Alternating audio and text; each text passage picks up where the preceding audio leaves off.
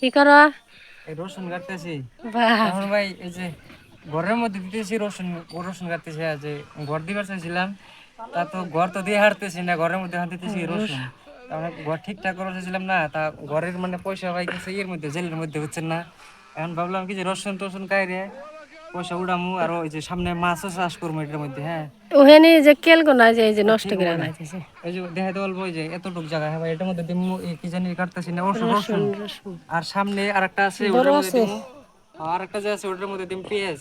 আর আরো যে আছে একটা ডোবা আছে ওটার মধ্যে মাছই করুম ভাই, মাছ চাষ করুম, বুঝছো না ভাই? এগুলো মানে কি যে চাষ টাস করে ঘরের কাম কমপ্লিট করা লাগবো। যেহেতু সবজি স্টার্ট যদি করছি ভাই, কিন্তু কমপ্লিট তো করা লাগবে না, কারণ এতদিন কিন্তু বহুত কাম হয়ে গেল ঠিক আছে। আসলে একটা মিশা কেসের চক্করে বেরো ভাই সব কিন্তু শেষ। হ্যাঁ, বহুত পয়সা মানে গেছে ওই জায়গাতে। আমি ভিডিও সিডিও ঠিক মতো বানাবার পাই না 3-4 মাস থেকে।